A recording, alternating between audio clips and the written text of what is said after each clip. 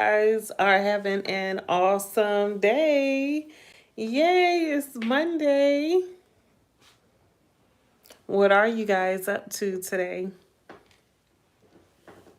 So, yeah, the weekend is over and we're back to the work week, you know. Back to our normal scheduled programming. But yeah, you guys, I just wanted to jump on this live here because I thought I was going to go live this weekend, but it didn't go like I planned. So it's okay. It's all right. I'm here today, back at you guys with another live. So yeah, um, what do you guys want to talk about today?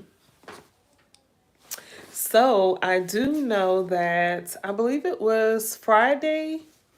Friday was another um what you call it, ex racketing raid in Houston. Yeah, in my city, Houston. Yeah, another. That's the third one in like 2 weeks. Really, like a week. Well, I'll say 2 weeks. So it's been a third ex racketing ring brought down in 2 weeks. Florida, the one with the Abercrombie and Fitch, and then another one in Houston.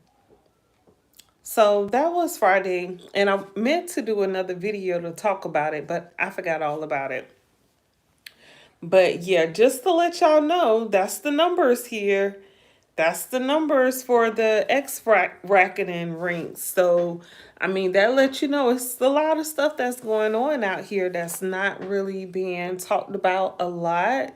But when it comes to that X racketing, I think that's huge because the police departments are working overtime to make sure that people are not holding people against their will and stuff, and then forcing them to have relations with other people. So that's good to know that our states are out here protecting and serving. Yeah. So I see Kamala Harris is doing a lot of promo for her upcoming win. Do y'all think she's going to win? I think she's going to win. I think she's going to win. Not that I'm saying I like either or. I feel like they both are a hot mess. And the fact that we only have two to choose from, I feel like we're being cheated. But whatever, that's just my opinion. Hello, Folk Dancer Presents. Okay. Yay. So yeah, that's that. And Diddy oil. Did I have any Diddy news? I don't think I had any Diddy news to bring about or talk about. I do know, y'all, Corey Holcomb, which is he's a comedian. This guy's a comedian. I think he has a YouTube channel. I think he has a Corey Holcomb has a YouTube channel. I think it's 5150 or something like that. And correct me if I'm wrong, but 5150 has something to do with mental issues. I'm not quite sure. If you know, you know. I'm not sure. I thought I heard something just recently and I was like, oh, is that Corey Holcomb thing? But I'm not sure, quite sure. But anyway, so Corey Holcomb did a interview with Cam Newton. Who all are Cam Newton fans? Anyone watch his YouTube podcast that he has going on? Well, I normally don't watch either one, but it came up on my YouTube timeline. So I was like, let me see what's going on here. So Corey Holcomb called out Shannon Sharp and Will Smith for being, oh, thank you, A Swift Peach. I surely appreciate it. But Corey Holcomb called out Shannon Sharp and Will Smith, and he says that he know that they are LGBT plus because he lives in LA, and I guess it's like known that that's, they're part of that lifestyle. And he says that he can't get a lot of jobs because they pretty much block him. So that's what's crazy to me. It's like the all the industries, it's like they want you to be, happy for pay, but they don't want you to actually be open and honest. Like, that's weird.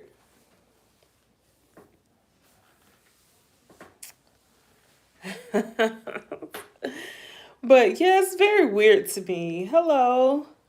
It's very weird to me that, it's like you can't be LGBT plus and have a great long lasting career unless you're like some guys can, some females can. I guess if they're real hush hush about it. Like Queen Latifah is, everyone knows that she is a lesbian, but you see her in things and she never plays like a lesbian role, except for that one movie she played, which was that was a good movie. She really played the hell out of that role. But oh, and Ellen DeGeneres, she gets to be LGBTQ plus and get to live her best life. But I don't know. I hate to hear folks saying that they get blocked for any reason, like blackballed or what. But Corey Holcomb says that they blackball him.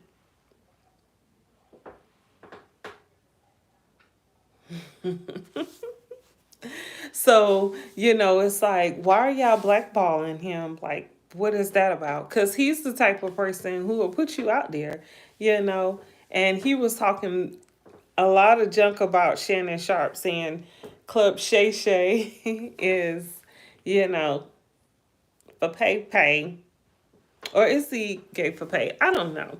I don't know. I don't know. And then that video came out with him and supposed to be a woman, and they were having intercourse, and I'm like, what?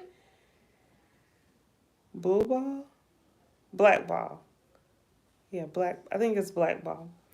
But I'm like, why did he even have to come out with a video?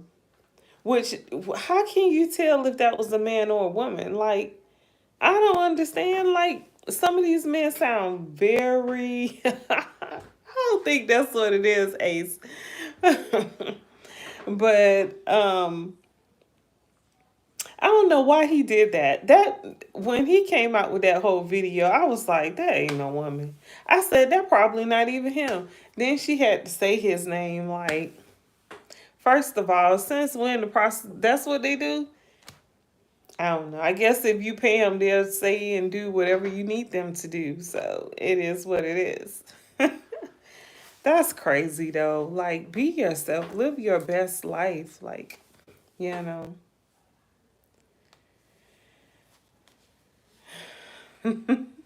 Oh my goodness. Yeah, so what else I had to talk about?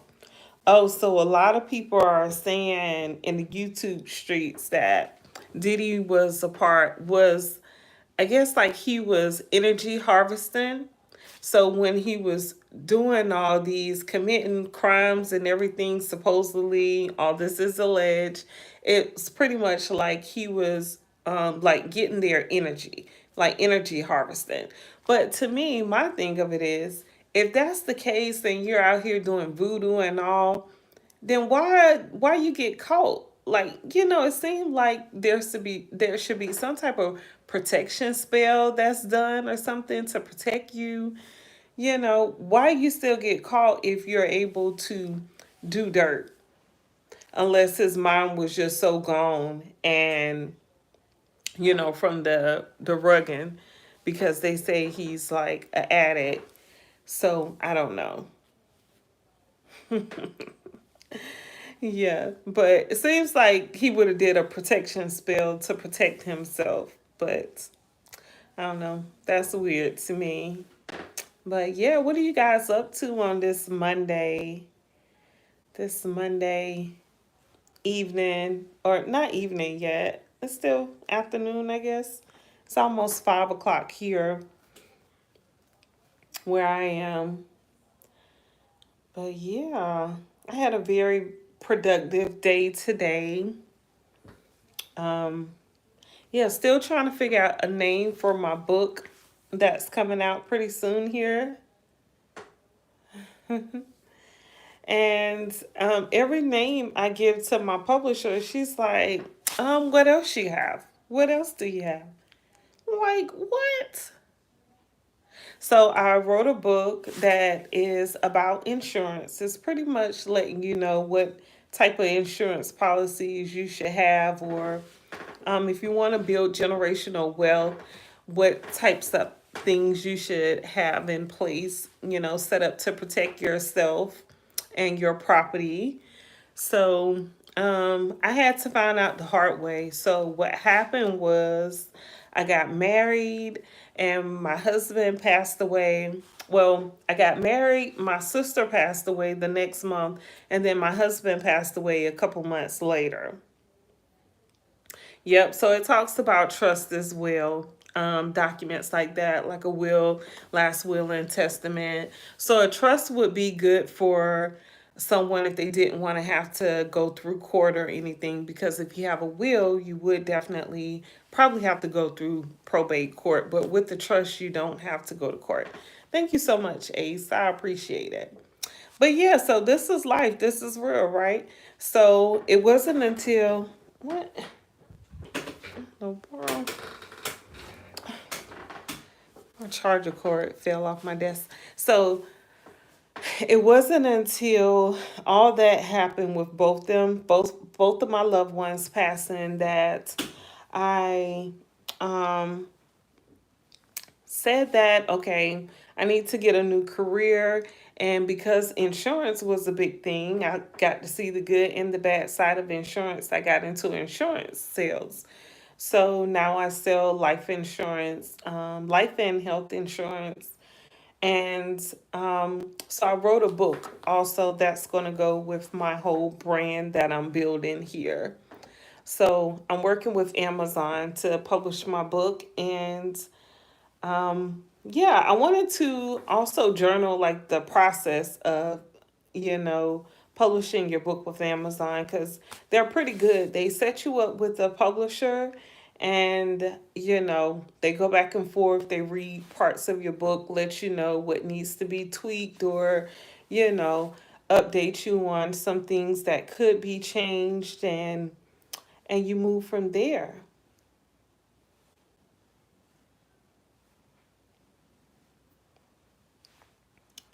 Yeah. Really real at times life can be. Yeah, it really can, right?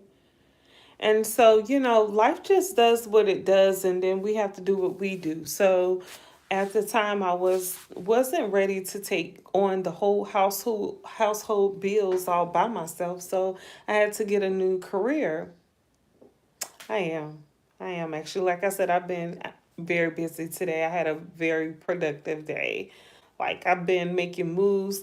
I had to take a couple of things to the post office. I had to work. I had to get food. I actually had to end up cooking some stuff as well. And I was washing clothes today. So it's been a very busy day so far, and it's not even that late, but that's all right because I'll be able to relax because I've got a lot of things done on this Monday. Like, who does that much work on a Monday? But anyway, so yeah, so going through all that definitely got me to change in my career path. So I did that, and now I'm on a new career path. And yeah, that's exciting. So I'm writing a book, and well, I wrote a book and I'm publishing it through Amazon.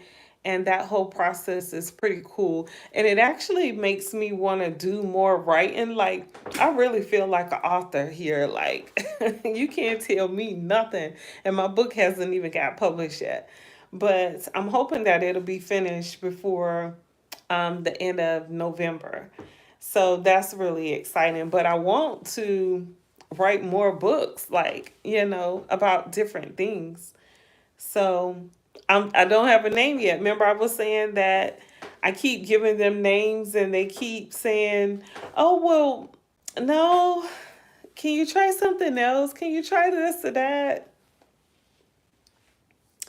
Yeah, well, they give me their ideas. My publisher, she gives me her ideas, and she's very vocal about what she feels. Cause like I feel like I've came up with so many good book titles, and she's just knocked me down for each and every one of them. But yeah, so my search is still on for that. But it's pretty much a manual, not really a book. It's a manual because a lot of this stuff people know, and some of the stuff people, never heard of don't really know. So it's a manual to help you figure out how to, protect yourself and your property, so that if something was to happen to you and you passed away, that your property and your insurance policy will go to who it needs to go to, and there won't be any problems.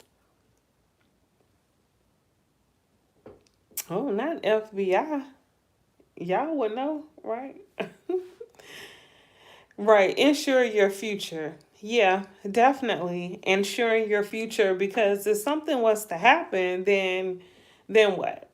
What would you do? So, let me get into that, just because I really don't have a topic here. But so I get with my, so, okay. So I'm gonna start from the beginning. I hope so. Well, I mean, it's a legal book, nothing illegal or anything. But so I'm single, I'm a single girl, and I'm going back and forth between, well, we know they will find out everything, and nothing is hidden, with the FBI. They can find out everything they need to know. So, but thanks for letting me know you're here, you're watching.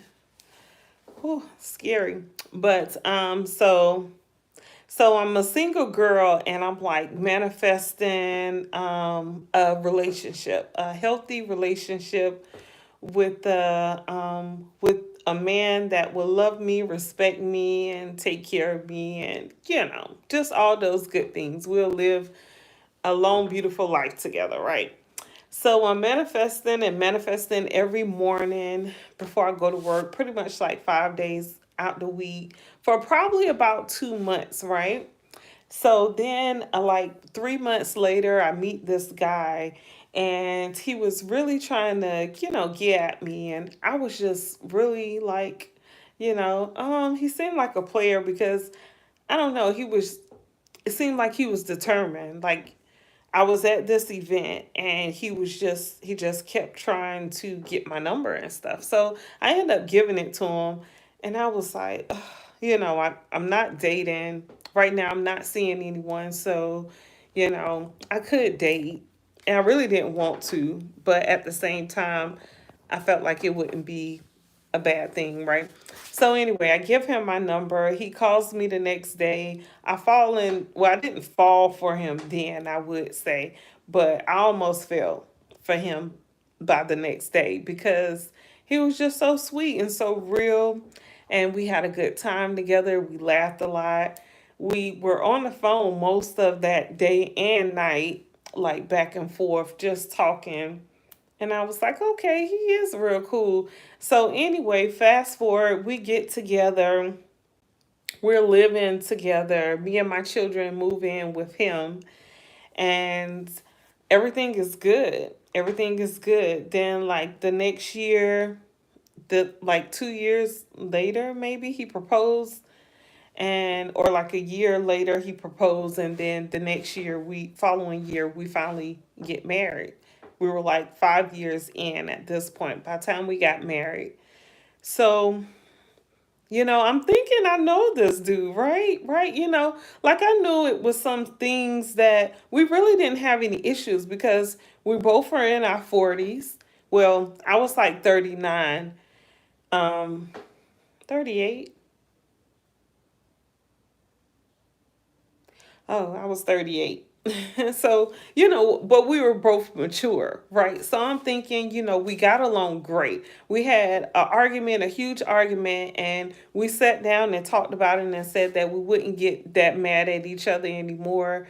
And, we agreed to not go to bed angry and agreed to, just be, um, stay true to ourselves and not try to be anything for anyone else. So we said that we were going to make this relationship work and this is what we were going to do. So we made a lot of agreements, right? That we both upheld. We did.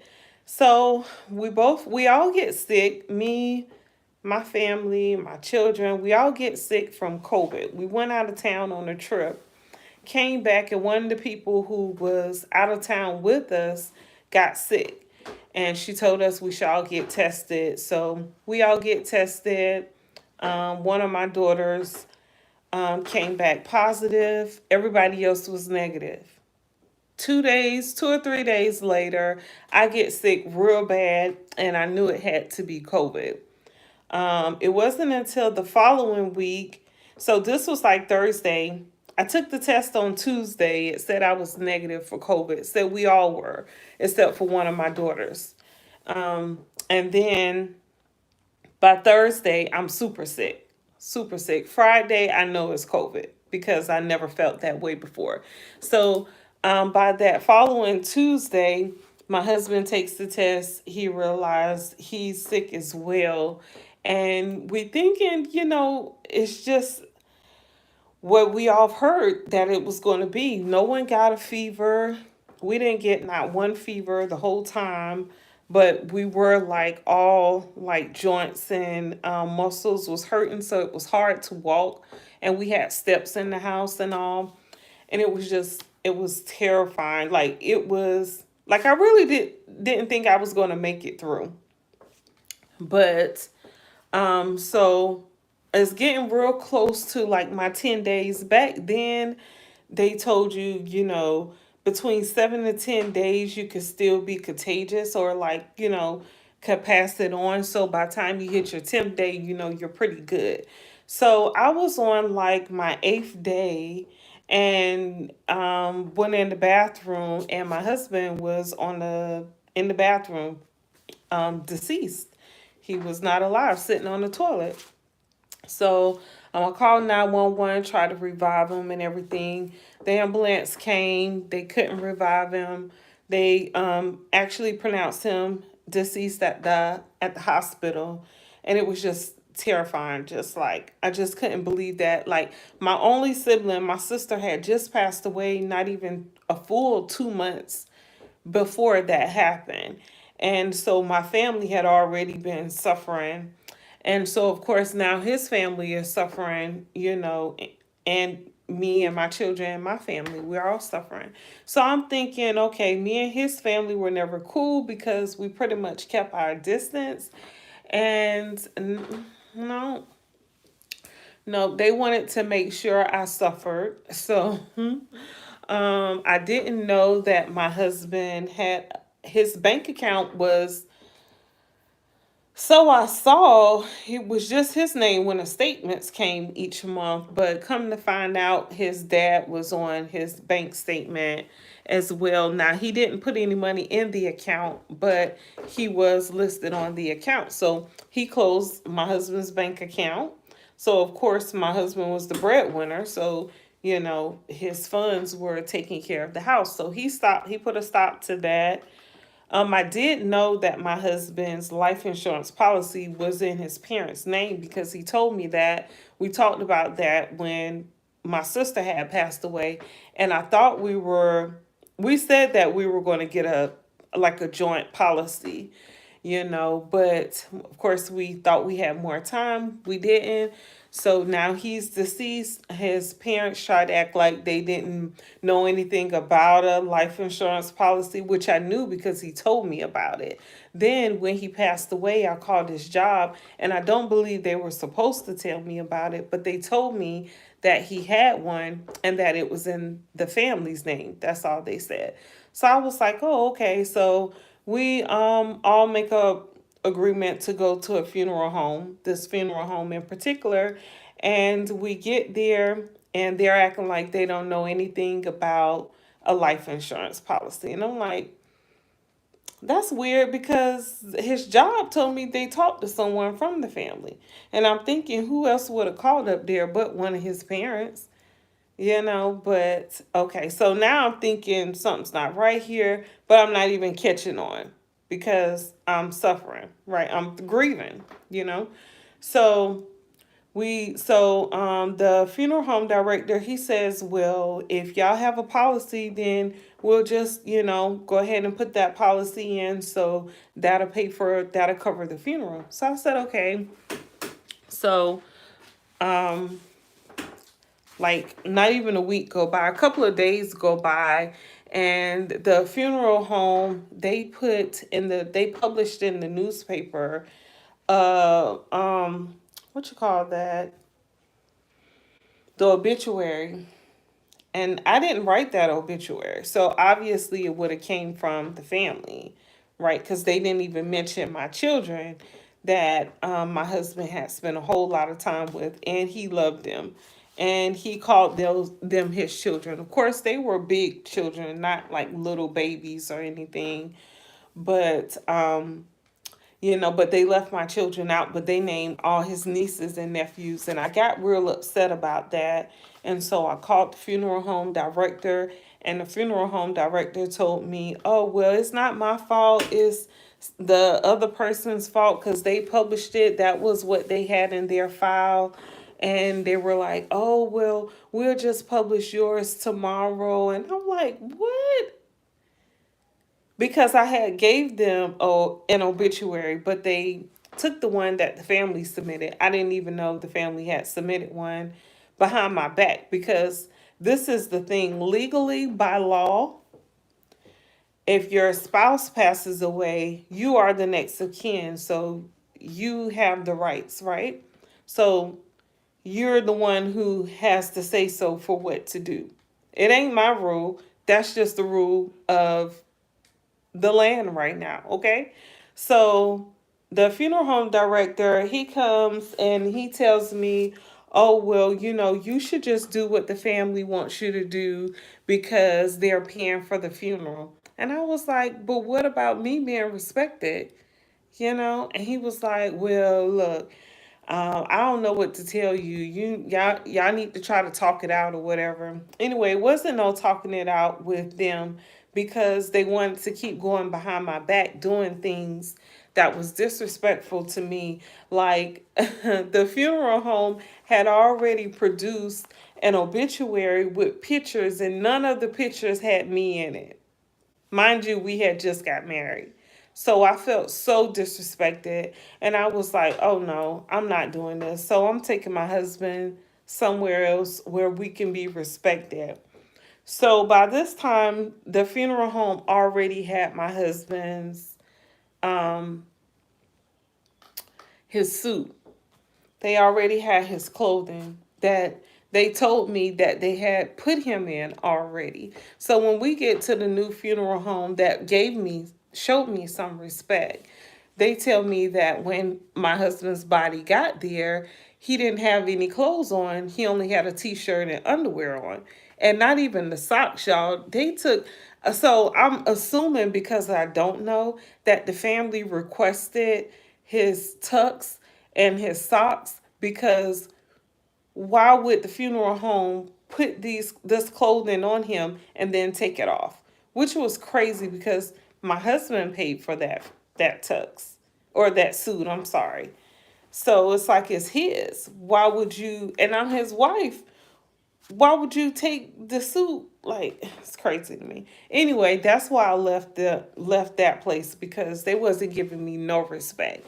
And I wasn't going to be paying somebody funds and they not showing me any respect. So they knew that. So the family at this time, they were still saying, now the funeral home director did say that they were paying for the funeral. Remember, I said that. He said that, right? So he tells me, "Oh, well, you don't owe me anything. I I create what he said. I embalm bodies all the time, so you don't have to pay me anything. I'll just let y'all go. You don't have to pay me anything. And I was like, really? So I don't owe you nothing. He was like, no, you don't owe me nothing. I didn't catch on then that he said I don't owe him anything. What I didn't know that in the state of South Carolina, if you are the owner of someone's estate, you can be sued for any funeral charges, in which I did. I did become the owner of my husband's estate. And so those funeral expenses, they claim that funeral home claimed that they charged the family for. And then so the family sued me because I'm now the owner of the estate for those charges. So I had to pay for where my husband was already at, that funeral home, where the second one that showed me respect. And then I had to pay the funeral expenses that, the guy told me I didn't owe him anything for, which I believe they all concocted all that together. So that was just crazy. Then I came to find out because I was driving my husband's truck and his dad let me know that his name was on the title. So when I spoke to my lawyer, he was like, "Oh yeah, his name's on the title, so he is either your husband or him would be the owner of that vehicle." So I'm like, "What?" I thought I knew this man, but obviously I did not know what's going on. And the craziest part about it is that I remember when my husband paid off the truck. He paid off the truck that in like November, December of the year before he proposed to me. He proposed to me on my birthday. And he paid that truck off, and I remember him being so proud. He told me that he paid every single bill by himself. He was so proud. This is the first car that he ever paid off. He brought it new, brand new, and he paid it off before time. And he was just so proud of that moment. And I was just thinking, dang, I never even thought to ask him, is your name on the title? Like, who else's name is on the title? But at the time, his parents had, from what my husband told me, his parents had given him some money to put down a deposit on the truck. And then he paid each and every bill and each and every insurance payment for the truck the whole time he had it. But because once he paid it off, he didn't take his dad's name off the truck. So the truck was in him and his dad's name. So I didn't, I guess I would have had to eventually, maybe. I guess I didn't want to fight it out in court or anything. My lawyer said that the truck did belong to the dad. So I took it to his house and dropped it off. And so when I dropped it off, um, his my husband's mom said, "Oh well, we were thinking about letting you guys, me and my children, that is, stay in the house until the children graduate high school, which would have been the next year." So I'm thinking, I already talked to my lawyer, and he said that I would be the owner of the home because his dad's name not on that. It was on the bank account and the title for the truck, but his name was nowhere on the deed for the house. So I was like, "Oh, well, y'all wouldn't have rights to the house." And they was like, "Yes, we do." And then they took me to court, and the court had to tell them, "No, you don't." Like, the nerve. And I knew his lawyer, told them that, but they still took me to court and all for that. And then my lawyer kept telling me the whole time they don't have rights to the house. They're not getting the house. And I'm thinking, what? I'm all the way confused because I'm thinking, why would a lawyer let them file a claim to go to court, to take me to court for a house that they can't get if they can't get it? And sure enough, the lawyer said, and I said, sure enough, that really was so old school right there. But the judge let us know that no, y'all don't have rights to the house. Only the spouse or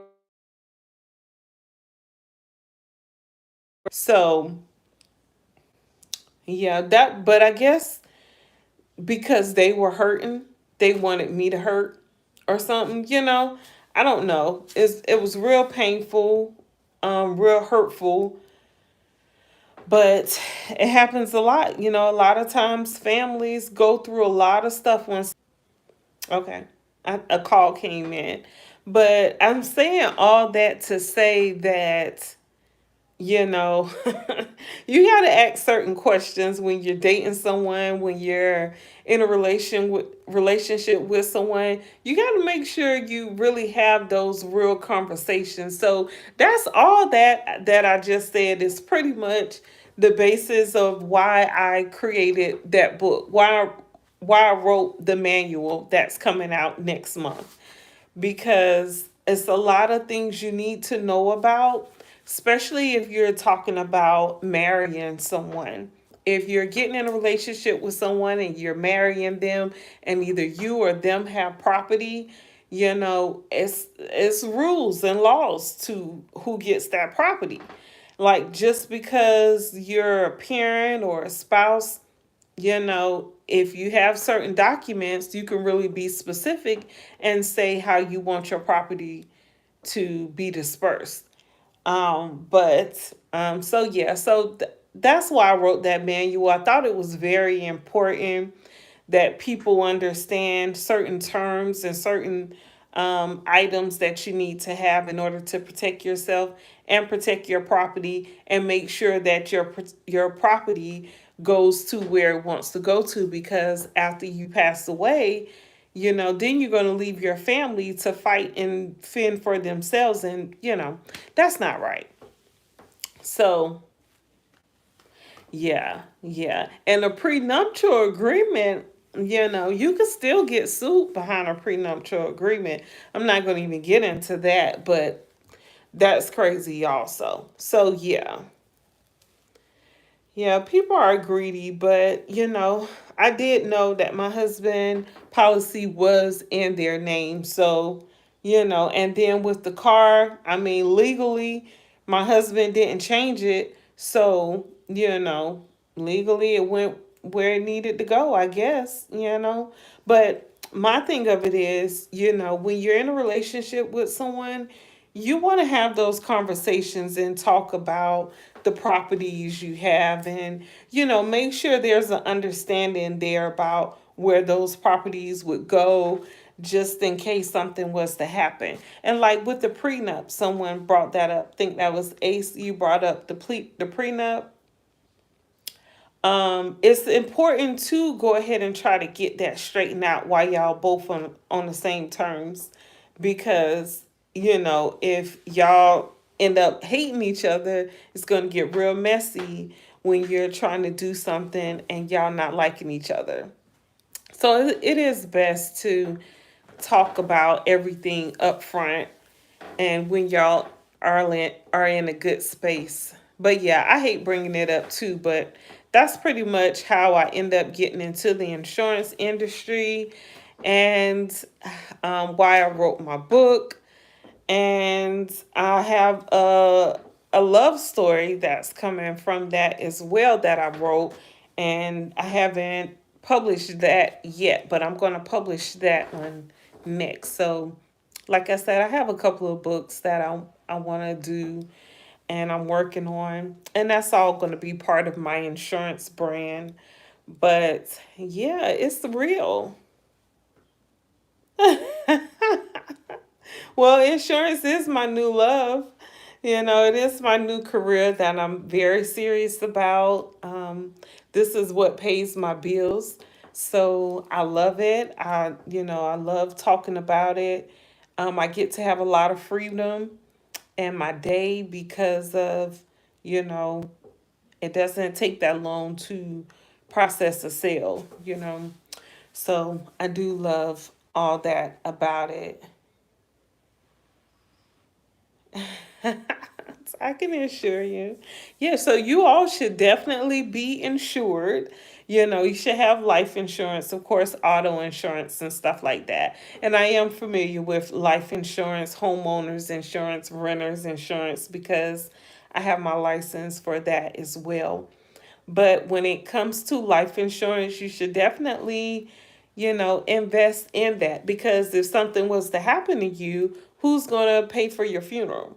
You know, that would not be a time where you're wanting to, or your family is needing to start a GoFundMe and ask everybody in the family and friends and stuff to help pay for your funeral, because it's your funeral, you know. It can carry over state to state. You do have to apply for it for each state. So with insurance, you have your resident license. That's the state that you live in. And then you can obtain additional licensing, which is non-resident licensing. So each state, you pay a fee and you can get licensed for that area. But you just pay a fee. So you can be licensed in different areas. That's not a problem. Yeah, so it's one license and you'll have a resident. If you get an additional one in a different state, is non-resident. So you'll just pay the fee. So you don't have to take the exam for each and every state, which is a good thing. So you take the exam one time and you pay the fee to get your license for different states. So that's a good thing. That's a good thing because, like, I'm licensed for South Carolina, North Carolina, and Texas. So I can sell in those three states, which give me a lot of leads versus just being in one state where you can only sell to those people. So, yeah. Yeah, I could train agents. Yeah, I could definitely train agents. I could help agents get a license themselves. Yeah, yeah. So, yeah, I was helping this girl get her license. I sure can. I sure can. Where are you located, Ace?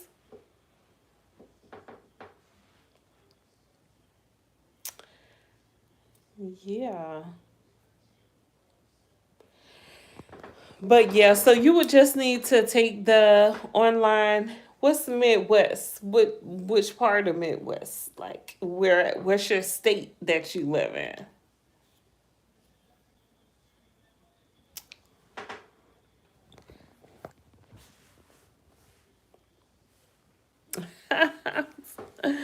Well, don't be embarrassed. But anyway, so there's a program online. It's a couple actually, but it's one called Excel. Excel is a site where you could train to get your license for either auto insurance or like life and health or just life. Because there's three licensing that you can get, either just your life and health, or your property and casualty. Property and casualty is auto insurance, homeowners insurance. Yeah, great.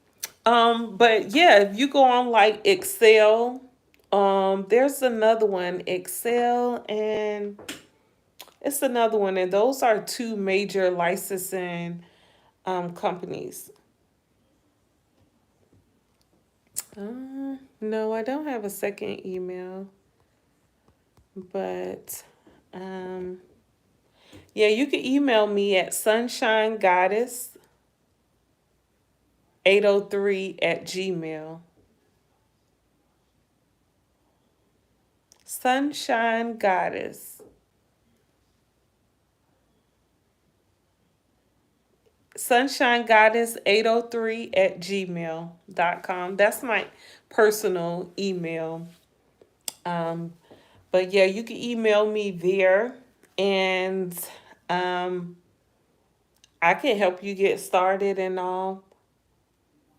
Yeah, Sunshine Goddess 803 at Gmail. Beautiful hall. But yeah, so I tell people my story, like my story there, and they're like, "Oh my goodness, that's terrible and all," and it is. It was a very terrible thing that happened, but very real, very real. Like when I say that, When I say that, you guys, you have to be very careful who you're dating, who you think you know, because like I said, we were together. Well, we knew each other for 7 years, but 5 years we were actually together. But we played around for 2 years together. But so you think you know somebody, but you have to ask those if you're gonna be married or live together with the person. Because think about it. If you just have a boyfriend and a boyfriend or girlfriend, and y'all just stay together like for years and years, like who's going to actually bury that person if something was to happen to them? Where their property going to go? Like if you're staying in their house or they have cars or something or property, who's going to get that property, especially if they don't have children, you know? Yeah. Yeah. So you definitely want to make sure you do know who you're with and understand that what would happen or what you need to do in case your spouse, is your spouse dies, because it's important. It's a hard, it's hard to have that conversation, but make it playful, but be serious, be open and honest, because it's a lot of people who pass away and their family don't even know they had an insurance policy, because a lot of people, they'll get insurance policies and won't even tell anybody, won't even tell the beneficiary. So no one to know they have that policy. And when they pass away, everyone's collecting funds to pay for a funeral that they don't even have to pay for, which is crazy, but happens all the time. So yeah, so that just inspired me to write that manual to make sure people are understood and understand what to do, you know. But yeah, and to have those tough conversations, because someone needs to say it. Someone had to say it. So let me say it. I'll say it. Yeah. Well, you guys, I don't have anything else to talk about. I was just rambling about my business. I could talk about insurance all day.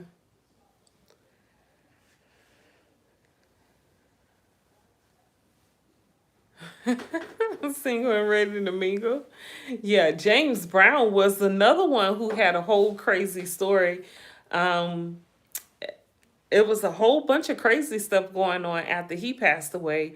I don't know if you guys either even remember, but his family was fighting for months about his property and stuff. I'm not sure if he must have didn't leave a will if his children and family was fighting over his property. But I remember they were going on and on for months after he passed away, fighting over his property. All because, he didn't handle his business and get certain documents straightened out. Like, he should have had a trust, he should have had a will, something, so everything could have got dispersed equally and how he would have wanted it. But people don't do that. I've had a I had a cousin who had like two houses and some land, and he was still married with to his wife, who they were separated for years. They were separated for like 10 plus years, but they never did get married. And he had a girlfriend that he was living with. And I think him and the girlfriend were together for a couple of years. And he passed away. And his wife came and took everything. Got the woman up out the house, took the houses, had the land. And, of course, it left everyone to wonder, did he really mean for her to have it all? Because, how did he think that was going to go? Like, I don't know. I don't know what people be thinking, but a lot of times they don't want to think that deep, because I think if they feel like if I think about it, then it might happen. Like if I think about death, it's going to happen to me. Instead of thinking if I protect my stuff and my family and my property, then at least my family will know exactly how I want where I want my property to go. But yeah, people just leave you to fight it out. for yourself. Yeah, no. I've heard so many stories, so many horror stories about it. Yeah, so my story is bad, but I've heard worse, unfortunately. Right. Mother of who kids? With my cousin, he didn't have any children. Him or his wife couldn't have children, we believe. So they never had any children, but his girlfriend didn't get anything, and of course, his wife got everything, and they weren't even together. But whatever. And then my husband, we didn't share any children together. So, and he didn't have any children. So, yeah, my husband didn't have any children. I did. So, but yeah. But I know my mom was saying something about if someone passed away that she knew their stuff would just go right to the children. I was like, yeah, the children or the ex-wife or the wife, I'm sorry, not ex-wife, because the guy was still married, but him and the wife were separated. So you're still legally married. So it's no separation if you passed away. Your wife's going to get ownership of most of the stuff or property that she had. But in that situation, the wife had passed away, even though they were separated. Somebody my mom knew. She knew this guy who was sick, and his wife had passed away. They never did get separated or divorced before she passed away. And then he said, "Oh well, my children, my oldest child will know how to distribute the property." And what happened was the youngest child got into it with the oldest child about the property. So now they're back and forth in court, fighting over this property because the guy didn't leave a will, but he told a lot of people that he wanted the oldest son to be in control of the property, but that's not a legal situation. So, yeah, like I said, I've heard plenty of stories when it comes to that. Okay, okay. Yep, Sunshine. Oh, it's Sunshine Queen 803. Okay, my email is sunshinequeen803 at Gmail. Sunshine Queen, not goddess. I'm goddess on here, queen on the email. I had that email for plenty of years, so it's Sunshine Queen 803 at Gmail. Yeah. Yep. If you're serious about that, I could definitely, send you links and let you know how to pass that exam because that exam is a lot. It's a lot. It's a lot, but it can be accomplished, right? Well, you guys, that is all I have for you today. Really didn't have anything. Just wanted to come on here. Okay, well, I'm serious too. You can tell I'm so serious. So if you're serious, I'm serious. Hit me up and let's be serious together, right? But yeah, so I'm gonna try to come back later on once I get some stuff to talk about or get a topic, and we'll go from there. All right, you guys. Peace, Ace.